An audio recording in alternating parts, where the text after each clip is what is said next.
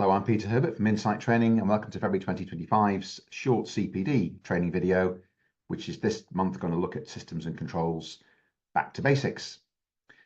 During December, January, and February, we do less training work, and our thought turns more to the file review work that we do.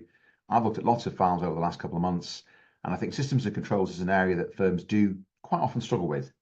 So what I thought we'd do today is just go to back to basics in terms of the key requirements here, and really importantly, what documentation we're looking for on the audit files when we review them.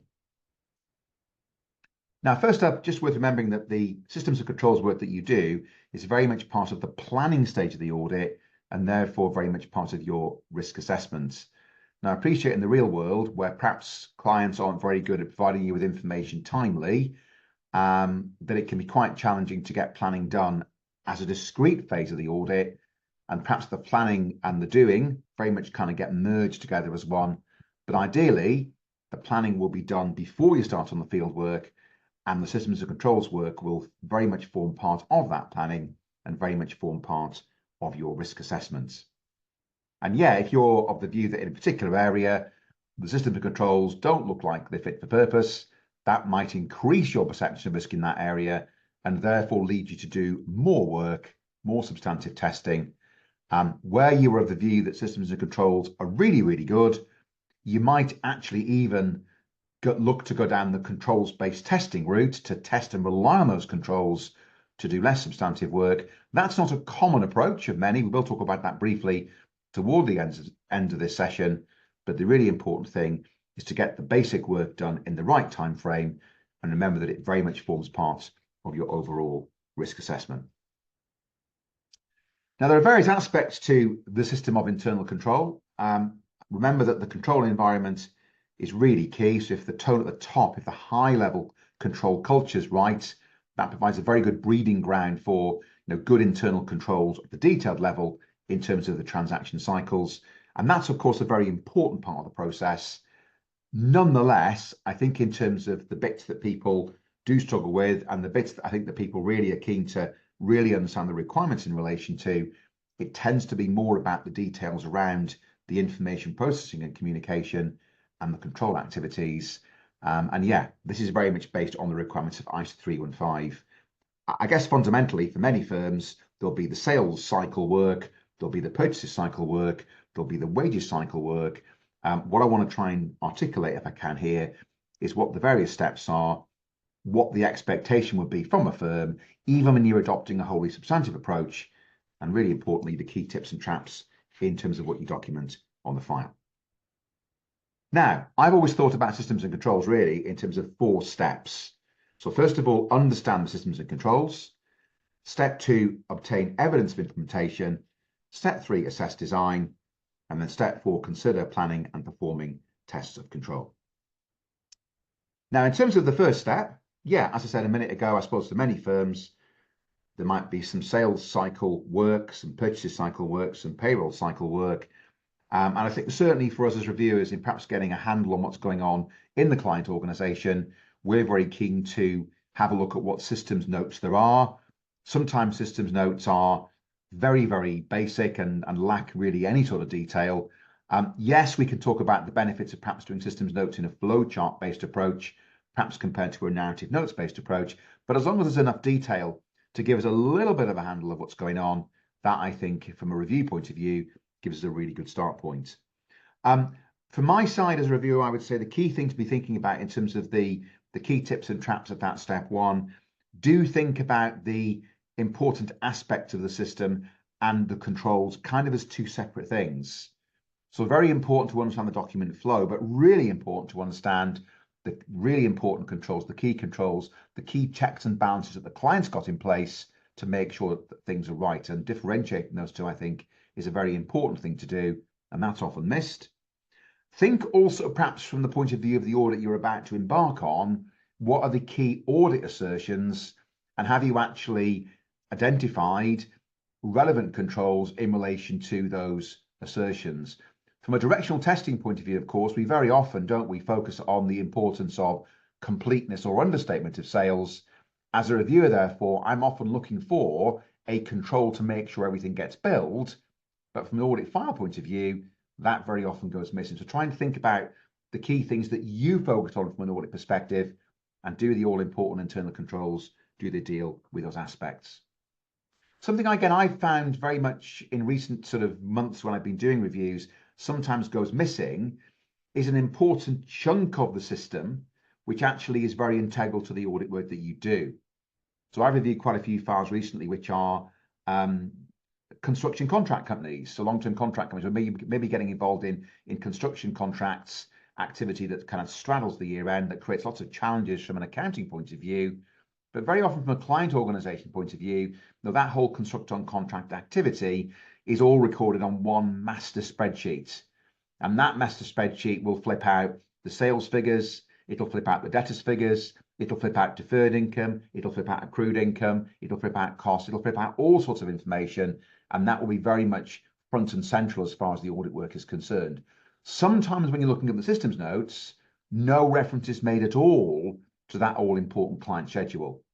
So think about the important client schedules that you're testing and make sure that your systems notes capture and embrace those, and there aren't those sort of missing chunks, because that, again, from a review point of view, would be a point we're commonly making, and therefore one I think to emphasize here today. Once you've actually got those systems notes documented and got that system clear, remember that step 2 is making sure that you then obtain evidence of implementation of the important internal controls. I always say that at stage 1, you're getting the client to tell you about the systems and controls, and then number 2, stage 2, you're getting them to show you the controls in operation. And of course, as has been the case for many a long year, when you're getting evidence of implementation of internal controls, you cannot rely on inquiry alone. You've got to get the client to prove to you, as it were, that actually those all-important key controls do in fact exist. Now, I think a few practical tips here. Some firms will use proprietary forms within their audit software to capture those all-important internal controls and evidence implementation of them. And if those forms work for you, brilliant. If those firms don't work for your firm, as reviewers, we've got no issue at all in a firm perhaps going a bit off-piste and capturing that information separately, maybe in an Excel document. That's absolutely fine.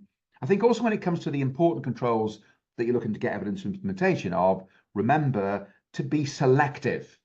It's the really key controls, not every single control that you can find. So be selective and then follow through and obtain evidence of implementation. And remember as well that although walkthrough is an important mechanism to obtain evidence of implementation of key controls, it's not the only one. And what the ISA talks about is the ability to review documentation, the ability to observe the control being applied. So there are more than one way of capturing that particular aspect. I guess my number one issue on this tends to be that if you do see a key control schedule on a file, very often when you're asking yourself the question about evidence of implementation, what the form will very often say is quite simply the word yes. And then from our side, from a review point of view, the follow-on then, well, great, glad that you have found evidence of implementation. Can you please now cross-reference me to where in the file exactly that evidence of implementation has been obtained? A yes or no answer is not enough. How have you obtained evidence? That's the key thing, I think, as far as that's concerned. Now, a point I've been making to a few firms recently has been that in terms of the ISA on risk assessment, ISA 315, it lists a number of particular controls that you've got to get evidence of implementation of, where relevant. And I think of these 4 here, paying paragraph 26 of ISA 315, the one I'm talking about a lot on reviews currently is the top one, controls that address a significant risk. Now, again, it might well be that you've raised a key risk as a significant risk. It could be valuation of stock, it could be completeness of income, it could be cut off on income, it could be occurrence of expenditure, whatever that particular risk is, for the very reason that there's no particular internal control within the client organization that deals with it. But if there is an internal control that deals with it, but it's still made the cut in terms of being one of your significant risks, and actually there is in fact a control that deals with it, we do then need to see evidence of implementation, and that link in between your risk assessments and the controls work that you do is, as I say, quite an important one, and one that we do raise quite regularly on the files that we look at. Now, I think in this paperless world we're moving increasingly towards, It may well be that classic manual controls aren't as often to be found. And we see very often clients that have got really sophisticated systems where you put the transaction in at the one end of the system and it just works its way through. And there's no manual control on the way through that you can then really look at and get evidence of implementation of in the way that you perhaps classically would. In that situation, it might well be that that client system is very much dependent on the application of general IT controls.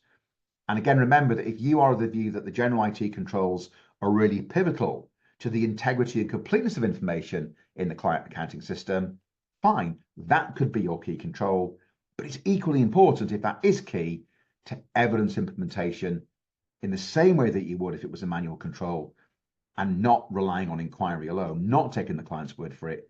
As we've said, from a key controls point of view, that's something you need to really bear in mind all the time. And more we are finding firms are embracing that, and they're doing what you would call design and implementation work on IT controls, as well as manual controls that might have existed for many a long year. You then assess design, and yeah, as I said in the preamble, if you're of the view that actually this is a really poor system and the controls are really lacking, that might in itself lead you to conclude that in that area there's a higher level of risk, and actually that might result in more detailed substantive testing. Many firms, I think, do end up kind of sort of neutral on the assessment of design. Of course, the other way you could go is say, actually, we think these controls are really fantastic. We want to test and place reliance. That's what we probably would refer to here as step 4, but there's no imperative. And I would say that even pretty big firms, when they're doing audits, will very often rely on a wholly substantive approach because they feel from a step 4 point of view, maybe it's just not cost effective to go down the test and control route. They want to leave it to step 3 and plan and perform a wholly substantive audit instead. Let's pick up on briefly, if we could, though, step 4, because it is something we're finding firms more and more are interested in. Can we actually look to perhaps be more efficient in the way we tackle an audit by perhaps relying on tests of control? That might therefore mean that from the point of view of substantive testing, we can perhaps get away with less work and slightly smaller sample sizes. And there are indeed a number of advantages, aren't there, of controls-based approach. So it might, as I say, allow you to reduce your sample size for your substantive tested detail. I guess in a sophisticated system, perhaps looking at and testing and relying on internal controls might be what clients would expect. ISO 315 for many a long year has said that unless the control is in an area of significant audit risk, you can actually get away with testing the control in detail on a 3-year cycle. And that could, I suppose, again, make it a very efficient as well as effective approach. And sometimes substantive tests just don't work. And therefore, in that situation, a controls-based approach, I suppose, fundamentally is the way that you would need to go. Now, there are important cons, and I suppose for many firms, this is enough to put them off really embracing tests of control. Although, as I say, we are getting more and more demand for this on courses. We are running a particular course on systems of controls as part of our public program in the early part of 2025 that will particularly deal with the issue of planning and performing tests of control. But there's absolutely no imperative. And I guess some of the key downsides would be, is it really going to give us an efficient outcome if we've already got a substantive approach that's very much set up and works? There's been a little bit of an issue, I think, over the years where perhaps standard methodologies don't give you huge amounts of credit for tests of control, which again does therefore mean from an efficiency point of view, you may not get a huge amount of payback. You may not have massive conviction about the controls, which again therefore might lead you away from looking to test and place reliance. Sometimes it's not really clear how much work you need to do to be able to place reliance. I think certainly some of the methodologies that we see firms using do lean very heavily into substantive testing rather than tests of control. And in terms of the final point on the right-hand side there, if you're looking at the control and operation a number of times over, it's only got to fail on 1 or 2 occasions for the wheels to completely fall off, in which case you're back to planning and performing a wholly substantive approach. So there are pros and cons of each. Do be alive to the opportunity of going down the controls-based route. And do remember, it's not got to be all one or all the other. It could be a combination of the two within an ISO audit. Okay, so there we are. That's a quick overview of some of the key requirements in relation to systems and controls, the 4 steps, and from our side as reviewers, where things do sometimes go slightly awry. Hope that was useful. If you've got any queries off the back of this particular session, do feel free to drop us an email at inquiries@insight-training.co.uk. And for our full programme of CPD courses for 2025, our website, www.insight-training.co.uk, has got all the details. Thanks for watching, and I'll see you all soon.